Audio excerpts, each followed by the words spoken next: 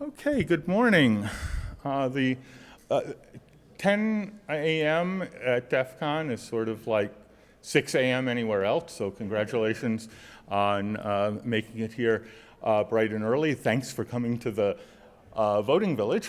I'm Matt Blaze. I'm president of the organization that runs the Voting Village, which is a tiny little nonprofit called the Election Integrity Foundation that mostly does this. If you want to help support us, I'm legally obligated to point out that we have excellent T-shirts for sale out in the other room.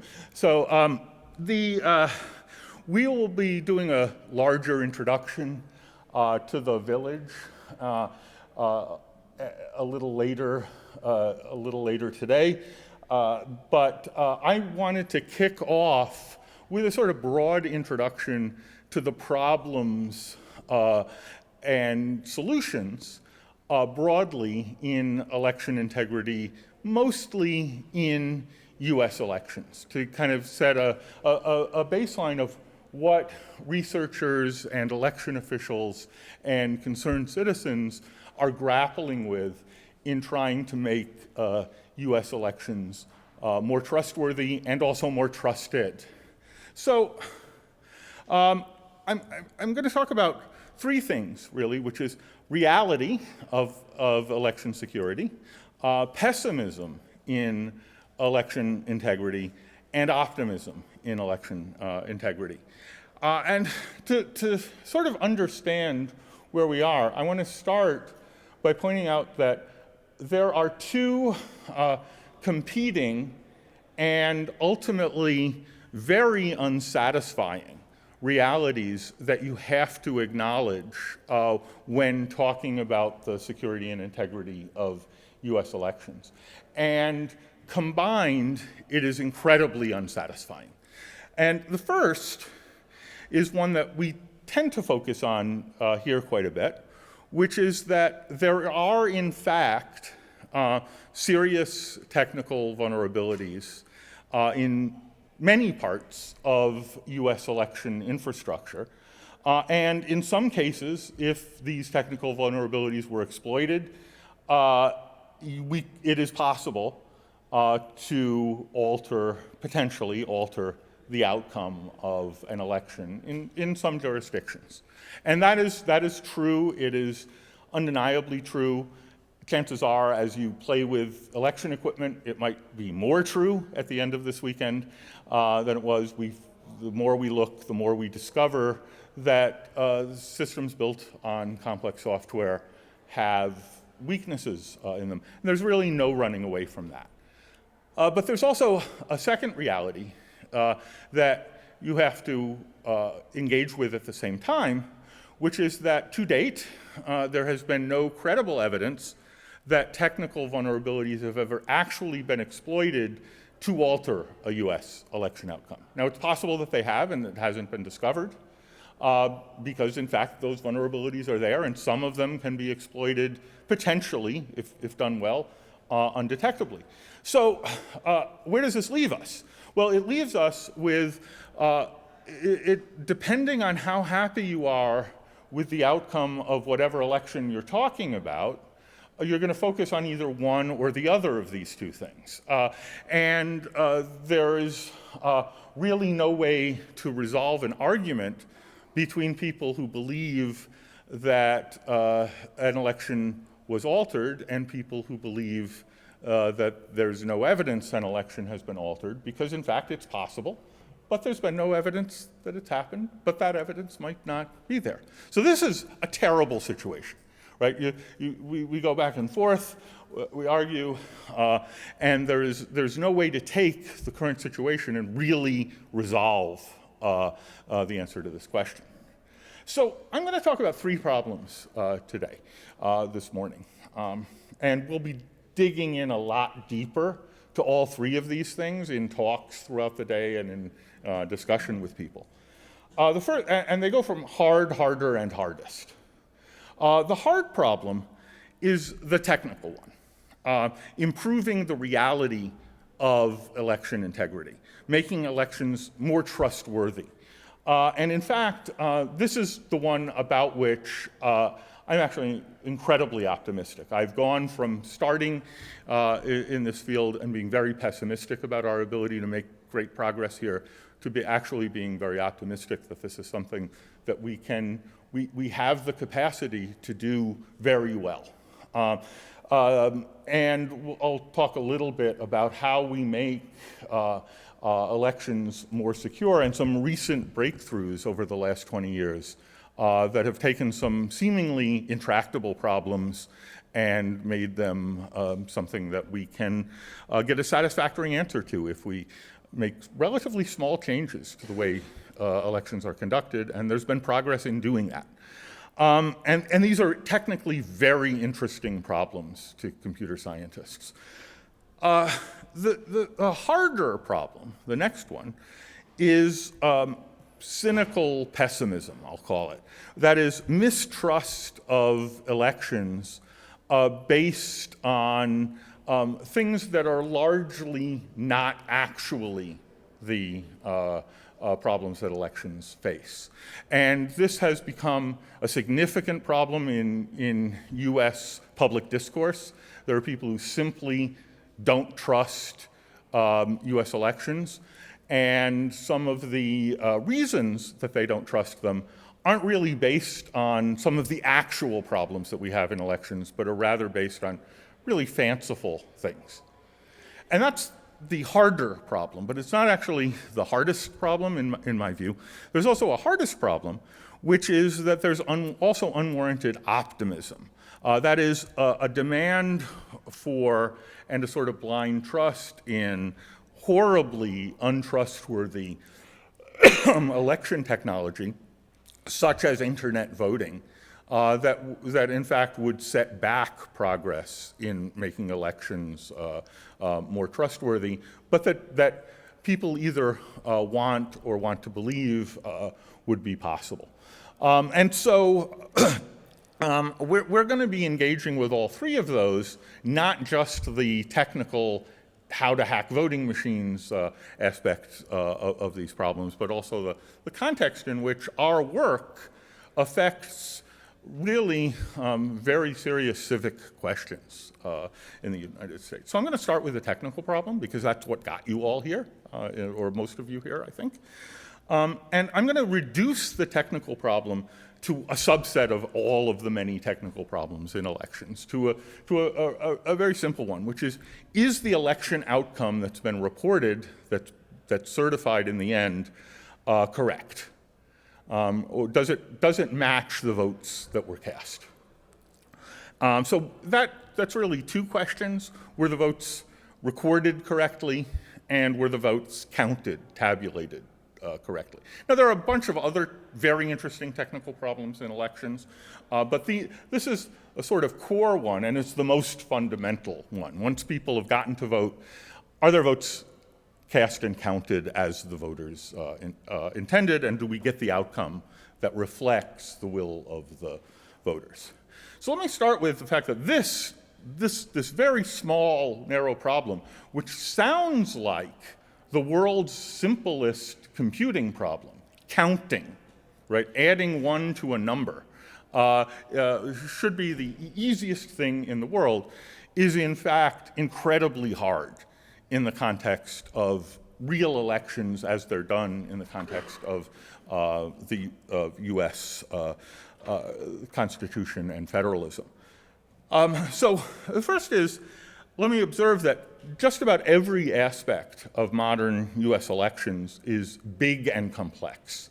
The stakes are very high, the numbers are very large, the complexity of ballots in the United States exceeds that of really any other democracy on the planet. We vote on more different things, we have more different ballot styles, and so on. And that means that we rely very heavily on technology to manage ballots, to manage the tabulation of ballots, to manage voting, to manage voter registration, and to do just about every aspect of the conduct of elections, including some that affect the correctness of the outcome.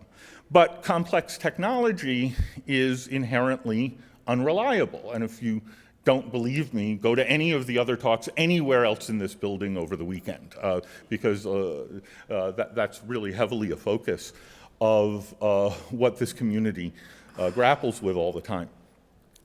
The second problem is that there are no do-overs in practice. It is not generally sufficient to merely detect that an election outcome is wrong and that we can't trust it. We have to actually be able to correct that without redoing the election in almost all cases. Do-over elections are incredibly difficult to do. They're in general almost impossible to do before the certification deadline for seating whatever candidate the election is for. Certainly something like a presidential election, if we discover in November that we don't know who won, that would just simply be a national crisis. There is no way to logistically redo an election. And in fact, there's no legal mechanism or constitutional mechanism to do that. So we not only need to be able to detect errors, which tends to be the problem that computer security solves. We tend to detect things. We have to actually prevent them, or at least be able to recover from them if they've happened. There are also no trusted third parties available to do this for us. So many problems in trust and in security are solved in computing in general by outsourcing the security questions to some completely trusted third party who can just do it for you. But the problem is there is no such thing as a disinterested party in a democracy. We all are entitled to have opinions about elections. We are all ultimately partisan. So we have to have people who fundamentally don't trust each other and shouldn't trust each other figure out what the answer is and agree on it. We can't just have some third party that we trust, some judge or whatever, run the elections for us. And then also we have a requirement, true in every state, for a secret anonymous ballot. So we need to be able to trust the outcome, we need to be able to look at what all the votes are, but we need to be assured that nobody can figure out how anybody else voted. And that is, that is incompatible with a lot of the ways in which we solve other problems that are similar to this. So these combined together make election security really the hardest problem I've ever encountered professionally. It is almost uniquely constrained. And the stakes, of course, are extremely high. So I'm going to talk a little bit about the fundamental dilemma. First is that automation has become, as I mentioned, essential to almost every facet of US elections because they're so complex. And this is true of not just tabulation of ballots, but also the logistics of elections, voter registration, reporting of the outcome, election management generally. These are all kind of computerized functions, some of which, not generally tallying or vote casting, but some of which are exposed to the internet or are online. And computer automation is generally untrustworthy. And this is not a problem that's unique to elections. It's a fundamental problem of computer science that we've been grappling with since computers were invented. And there are both practical and foundational theoretical reasons for this. Now, this manifests itself in elections in really two ways, one of which is bad and the other is even worse. The bad way is that flaws in some parts of election automation, like voter registration and logistics, can result in election day chaos. People can't vote, there are long lines, people are turned away at polling places, we can't figure out who the authorized voters are. But and that's a bad problem if it happens, but it has the great advantage that you find out that it's happened when it's happening. So you can tell that, that this has happened and maybe do something about it, maybe switch to things like provisional ballots and clean this up later. But there is a potential for chaos in some parts of the automation of elections.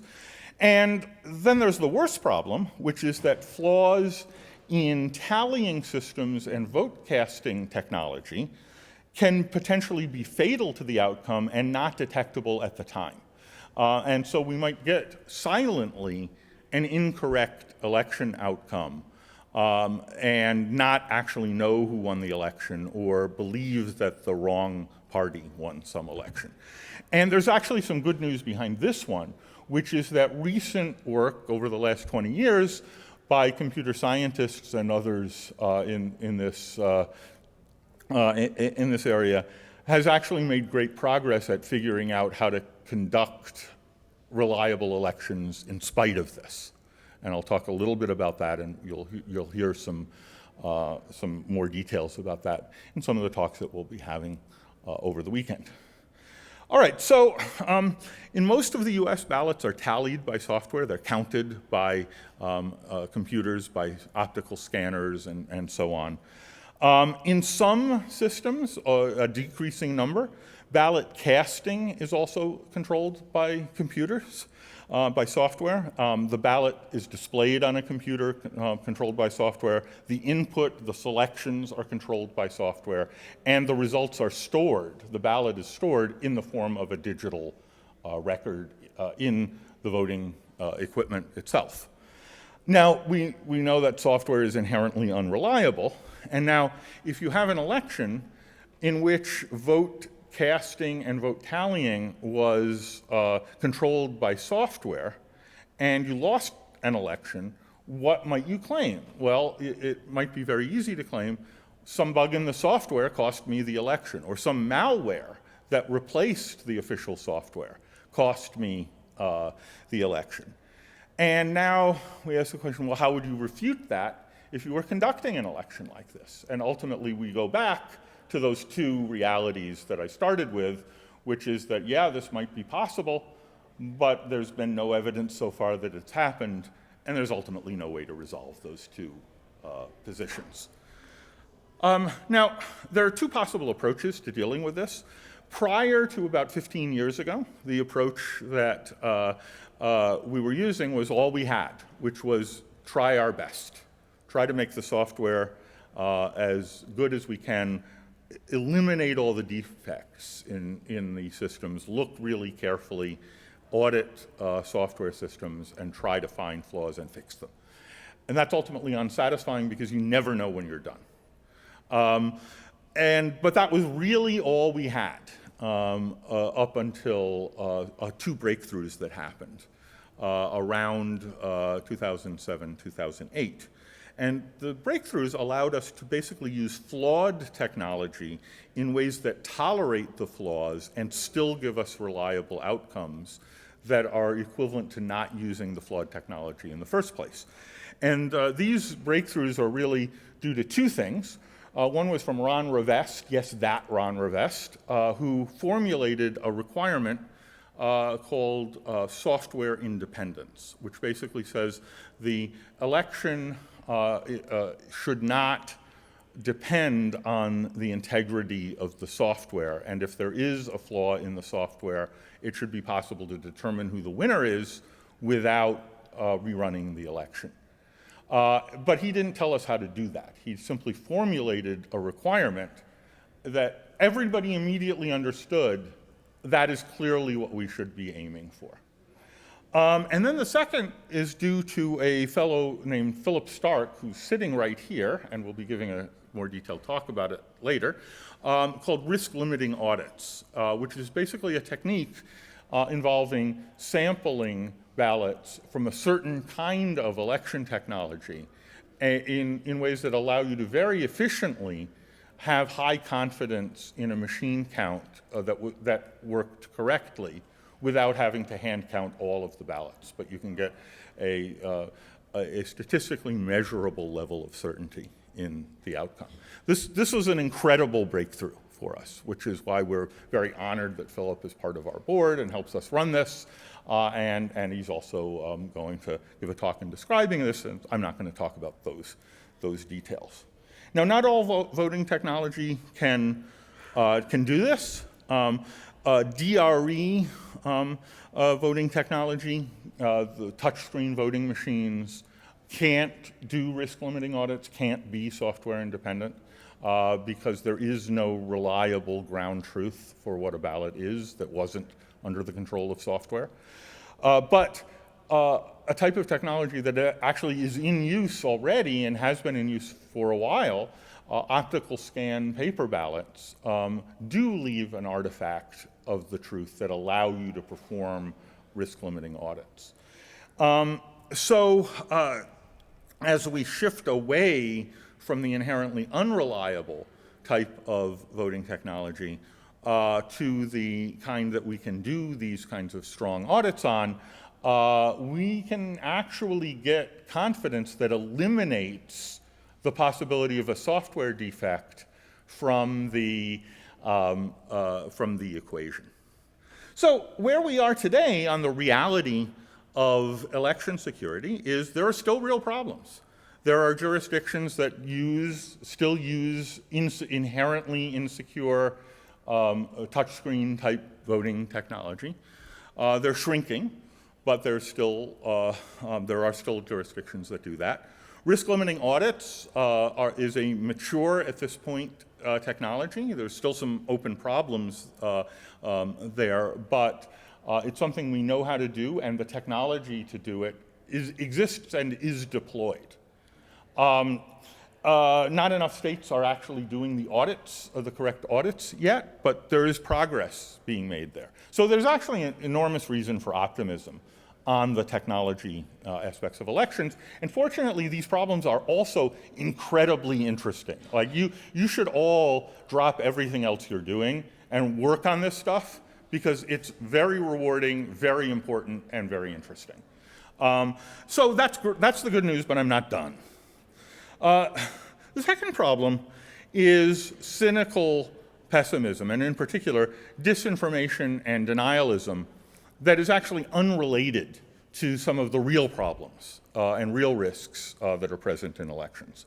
So despite progress, despite the fact that election security and integrity is probably at an all-time high, public confidence in election is certainly at an all-time low within my lifetime. And a common theme of this skepticism about elections and disinformation is that election technology is being manipulated to change election outcomes from the truth at large scale routinely and generally using unspecified kinds of techniques. In general, when pressed, the election deniers can't really explain how this happened in ways that make any sense. There are ways in which this could happen. They generally are not describing those ways. They range from things like, well, satellites are beaming vote flipping into power strips that are causing the voting machines to change. But there's invariably some grain of truth that's being amplified and distorted behind this. The stakes are obviously very high. This is a place near my house a few years ago where a big riot was held over the certification of presidential election results. But this is a bipartisan phenomenon. The loser of the last major election, the supporters of the loser, have an increasingly attractive thing to latch on to. And we're seeing this, it's only one actual presidential candidate has embraced this, but the supporters of candidates across the political spectrum have made claims like this. And then, finally, there's the problem of unwarranted optimism, blind trust in magical technology that, in fact, would make the security of elections much, much worse, much, much harder, and much, much harder to refute claims that an election has been rigged in some way. And this is very often summarized by the statement, if I can bank on my smartphone, why can't I vote on my smartphone? And that seems like an incredibly reasonable question to ask, right? When we use these devices, these supercomputers that are highly connected. I bought a house using that I authorized on my phone. Why can't I vote on my phone? And one of the problems is that voting uniquely, because of things like the secret ballot and the need to have certainty in the outcomes, is a non-reversible transaction. It's one in which there's no refund for your vote if it turns out there was fraud involved. Whereas virtually every financial transaction or other high-stakes thing that you do with your phone, with the possible exception of texting the wrong person, is something that can be rolled back, right? Money can be refunded, bank accounts can be made whole, and you can insure against it. That's not true with voting. Once your vote is cast on this fundamentally insecure platform, it has to be cast. Every expert on election technology is very concerned about the risks in this, and in fact, the National Academy's Secure the Vote study came out unequivocally about that this is simply not something that we are equipped to do. And if you imagine that we had remote voting in 2020, the rioters who wanted to prevent the election outcome from being certified would have had quite a bit more ammunition for their claims, even if they were completely specious. There was a flaw in phone software is probably true. Remote voting, to put this in technical terms, violates software independence. It's inherently incompatible with software independence. So it makes those kinds of assurances that we've made enormous progress on effectively impossible. So what's the problem? Well, the problem is people really want it, right? People, it seems very convenient. The question, hey, if I can bank on my smartphone, why can't I vote on my smartphone, is one that has a great deal of resonance, and it's one that we need to articulate why those risks are higher than they may seem. So our challenges here are, as technologists, and I know not everybody here is a technologist, but as election technologists, our challenge, I think, is threefold. First is to keep improving the reality of election security. That is the problem that we are well equipped to solve. That's the problem that we have been we've all been working on. It's a problem that new people come and find interesting, and I encourage you to think about that. But this, again, this is what we naturally do. I don't really have to sell that. But what I do have to sell is that we need to do a much better job than we've done of articulating both our successes and the risks involved in elections, and help explain what we can and can't do, what we can and can't expect out of elections, why some concerns are actually things that we can manage, why other concerns are fundamentally unresolvable, why we shouldn't rely on things like touchscreen voting machines and so on, and make more of the things that we as technologists might innately understand part of the public dialogue. We have largely done a terrible job at this. And then finally, I would be remiss if I didn't make my most important top-of-line recommendation, which is become a poll worker. Local election officials everywhere need people on election day. There's a huge temporary workforce where you are paid a pitifully small amount of money for an enormous amount of work on a very long day in which you're doing maybe the most important civic duty we can have in a democracy, which is helping your neighbors vote. They need you to do this. So not only are you providing an important public service when you do this, you're also learning a ton about how elections actually work on the ground. And you learn who your local election officials are, and as an expert and technologist, you become a resource for them as well. So this is a win all the way around. It's the single most important first step, I think, toward contributing to this great problem. So thank you all for coming. We have a terrific weekend ahead. We have a lab next door where you can play with real voting equipment and break it. We only ask that if you break anything, do it in an interesting way and tell us. But feel free to experiment. And we also have a terrific talk lineup coming up.